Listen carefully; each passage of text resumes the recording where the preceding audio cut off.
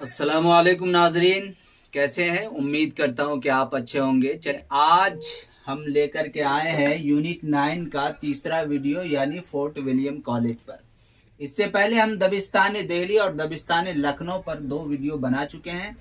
जो हमारे उस वीडियो को नहीं देखे हैं वो हमारे वीडियो को जा करके देख लें, और हमारे वीडियो को अभी तक जिन्होंने सब्सक्राइब नहीं किया वो सब्सक्राइब कर लें और लाइक करना तो बिल्कुल ना भूलें।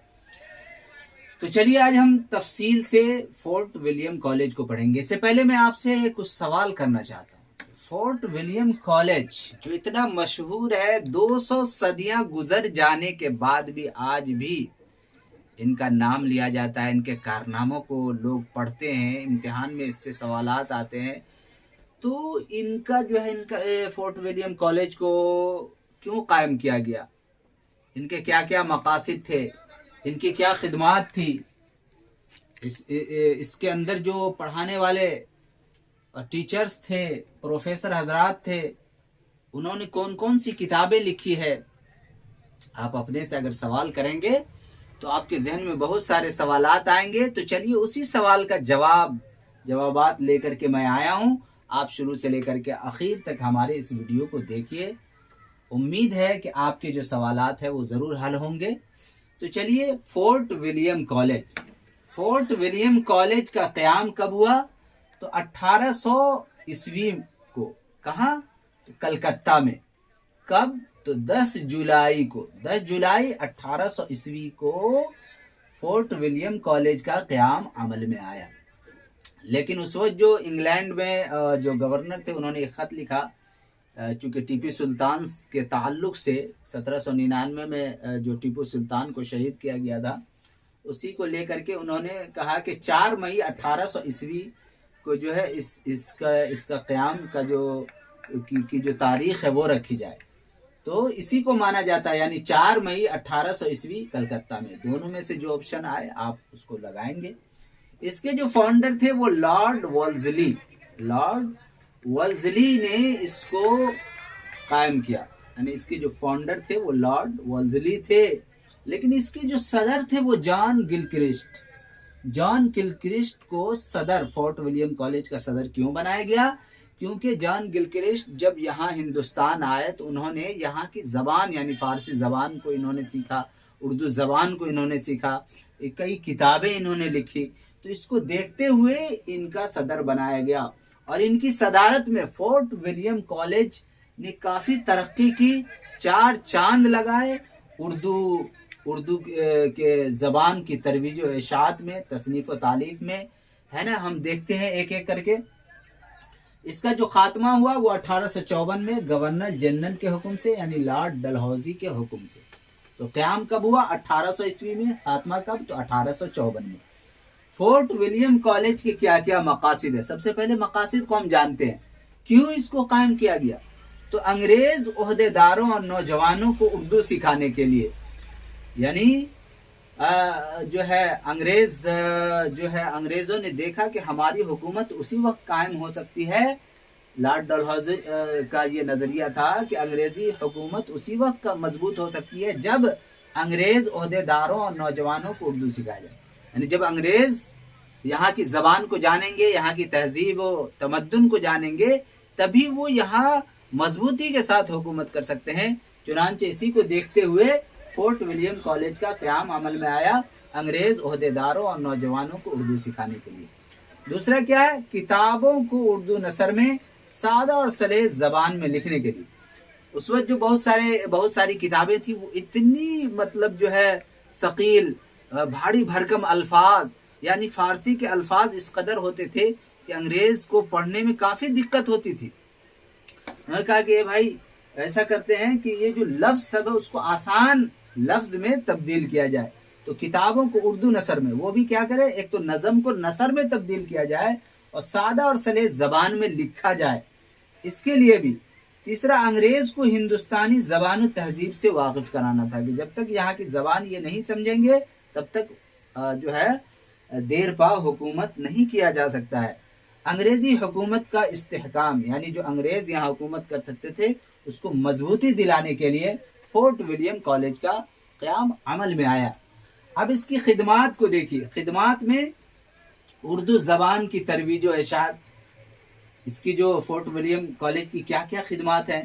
جب یہ کالج قائم ہوا تو جان گلکرسٹ نے کیا کیا، بڑے بڑے جو اردو ماہرین تھے ان کی ایک ٹیم کو بلایا، اور بلانے کے بعد انہوں نے اردو زبان کی اشاعت کی، چاہے وہ تصنیف و تالیف کے ذریعے سے ہو یا جو ہے کتابوں کو، جو پہلے سے کتابیں، ہندی کتاب تھی، فارسی کتاب تھی، اس کتاب کا آسان ترجمہ کر کے، ہے کہ نہیں، اردو زبان و ادب کے مستقبل کی تعمیر، کہ اردو جو زبان ہے وہ ادب جو ہے مستقبل میں کیسے باقی رہے گا.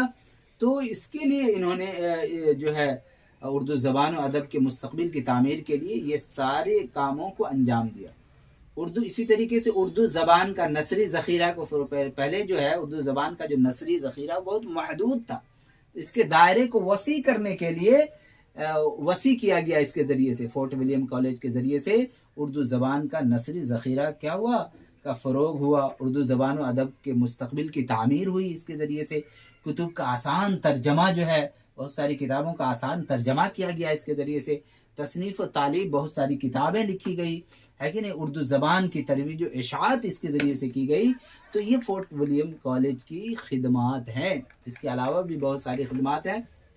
بہرحال تو اب ہم یہ دیکھتے ہیں فورٹ ولیم کالج کے مصنفین کون کون. عام طور پر جو ہے امتحان میں مصنفین کا پوچھ دیا جاتا ہے یا ان کی کتابوں کو پوچھا جاتا ہے. 4 آپشن دیا جاتا ہے اور پوچھا جاتا ہے کہ فورٹ ولیم کالج سے جڑے ہوئے مصنفین کا صحیح زمرہ کون سا ہے، یا جو کتابیں ہیں فورٹ ولیم کالج میں جو کون کون سی کتابیں لکھی گئی، صحیح زمرہ کون سا ہے. تو یہ ہم اس کو دیکھیں گے اور ذہن نشی کریں گے کہ کون کون سے مصنفین یہاں سے وابستہ تھے اور ان کی کون کون سی کتابیں تھیں. تو چلیے ہم دیکھتے ہیں مصنفین میں پہلا نمبر جان گلکرسٹ، جو ہے صدر تھے فورٹ ولیم کالج کے. ان کی جو کتابیں تھیں وہ انگریزی ہندوستانی لغت، انگریزی ہندوستانی لغت، ہندوستانی زبان کے قواعد، مشرقی زبان دان، تالیق ہندی، رہنمائے اردو. عام طور پر یہ قواعد پر کافی کام کیا کہ کس طریقے سے جو ہے اردو زبان کے قواعد کو جو ہے لوگ جانیں، پڑھنے والے اس کو جانیں، آسانی سے سیکھیں. سب سے زیادہ مشہور جو نام اس کے بعد جو ہے وہ میر امن دہلوی کا ہے. میر امن دہلوی کا ہے. ان کی جو ایک کتاب بہت ہی مشہور ہے وہ باغ و بہار ہے. باغ و بہار قصہ چہار درویش کا کیا ہے، ترجمہ ہے، آسان ترجمہ انہوں نے کیا میر امن نے، جو باغ و بہار کے نام سے مشہور ہے. اس سے تو 1-2 سوال آئے جاتے ہیں. باغ و بہار پہ میں نے ایک ویڈیو بہت ہی تفصیل کے ساتھ بنایا ہے، جو نہیں دیکھے ہیں وہ جا کر کے وہاں دیکھ لیں. اس طریقے باغ و بہار جو لکھی گئی وہ 1801 میں لکھا گیا، اور اس طریقے سے اس کی جو اشاعت ہوئی وہ 1802 میں ہوئی. پھر اس کے بعد جو اس کا تیسرا یا چوتھا جو ایڈیشن ہے وہ 1804 میں. اس طریقے میر امن کی دوسری جو کتاب ہے وہ گنج خوبی ہے. گنج خوبی ہے. یہ کس کی لکھی ہوئی تھی؟ ملا حسین وائز کاشفی کی اخلاق محسنی. اخلاق محسنی کا ترجمہ، اخلاق محسنی کا ترجمہ ہے. ملا حسین وائز کاشفی کی اخلاق محسنی کا ترجمہ انہوں نے اردو میں کیا، اردو میں ترجمہ کیا، گنج خوبی. تو ان دونوں کتاب کی وجہ سے میر امن کی کافی شہرت ہوئی. اس طریقے سے جو سب سے زیادہ کتابیں لکھنے والے ہیں فورٹ ولیم کالج میں وہ سید حیدر بخش حیدری ہے. سید حیدر بخش حیدری ہے. ان کی جو 2 کتابیں ہیں وہ بہت ہی مشہور ہوئی اور یہ عام طور پر امتحان میں پوچھا جاتا ہے، طوطا کہانی اور آرائش محفل. لیکن اس کے علاوہ قصہ محرومہ، قصہ لیلا مجنو، ہفت پیکر، تاریخ نادری، اس طریقے گلزار دانش، گلدستہ حیدری، گلشن ہند، طوطا کہانی، آرائش محفل. تو یہ یاد رہنی چاہیے ہمیں کہ سید حیدر بخش حیدری کی کون کون سی کتابیں لکھی ہوئی ہیں. اس طریقے سے جو فورٹ ولیم کالج سے جو کالج کے جو پروفیسر میر شیر علی افسوس ایک تھے، انہوں نے جو 2 کتابیں ان کی مشہور ہوئی، باغ اردو اور آرائش محفل. دیکھیے آرائش محفل سید حیدر بخش حیدری کی بھی ہے اور میر شیر علی افسوس کی بھی ہے آرائش محفل. عام طور پر اس میں جو کتابیں لکھی گئی ہے وہ کسی نہ کسی کتاب کا ترجمہ ہے. کسی نہ کسی ترجمہ، میں نے کہا نا کہ ترجمہ کا کام कुतुब का आसान तर्जमा का फ़रोग़ हुआ इसके ज़रिए से। मीर बहादुर अली हुसैनी, मीर बहादुर अली हुसैनी, ये नसर बेनज़ीर, ये नसर बेनज़ीर उर्दू में तर्जमा किया गया है। मीर हसन की जो लिखी हुई किताब है सहरुल बयान, गालिबन उसकी नसर बेनज़ीर जो है तर्जमा है मीर बहादुर अली हुसैनी की। अखलाक हिंदी, तारीख़ आसाम, रिसाला गिलक्रिस्ट, गिलक्रिस्ट की रिसाला जो कवायद है उसको आसान ज़बान में मीर बहादुर अली हुसैनी ने इस काम को अंजाम दिया। इस तरीके से मजहर अली वला, ये बेताल पचीसी, ये बहुत मशहूर हुआ। लल्लू लाल साथ थे इनके लिखने में, मजहर अली के साथ, मजहर अली वला के साथ जो मिल करके जो बेताल पचीसी को लिखे वो लल्लू लाल साथ थे, लल्लू लाल याद रखिए।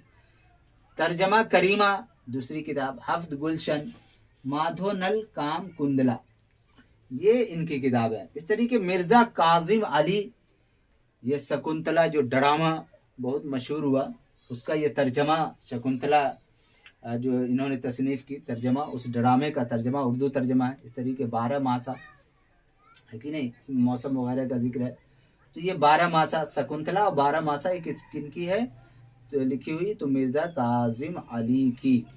लेकिन खलील ख़ान, खलील ख़ान इनकी जो किताब मशहूर हुई, खलील ख़ान अश्क, इनकी जो किताब दास्तान अमीर हमज़ा, दास्तान अमीर हमज़ा, अकबर नामा, गुलजार चीन, रिसाला कायनात, ये खलील ख़ान की मशहूर किताब है। इस तरीके से निहाल चंद लाहौरी की जो सबसे मशहूर किताब मजहब इश्क, ये गुल बकौली के किस्से को फ़ारसी से उर्दू में तर्जुमा किया। गुल बकौली का जो किस्सा लिखा गया तो उसमें बहुत ही इसको लोग सुने और ये किस्सा बहुत ही मकबूल हुआ, बहुत सारे लोगों ने लिखा। लेकिन निहाल चंद लाहौरी ने क्या जो मजहब इश्क के नाम से गुल बकौली पहले जो किताब लिखी हुई थी उसी को उर्दू में तर्जमा किया और उसका नाम रखा मजहब इश्क। इसमें गुल बकौली का तज़किरा किया। बाद में जो है गुलजार नसीम, दयाशंकर नसीम ने भी जो है दयाशंकर नसीम ने भी इस पर लिखी है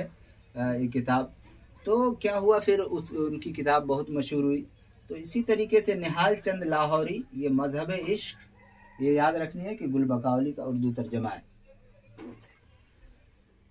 तो आज हमने ये देखा कि फोर्ट विलियम कॉलेज की क्या क्या मकासद क्या थे, खिदमात क्या थी और मुसन्निफिन कौन कौन से थे और उनकी कौन कौन सी किताबें थी।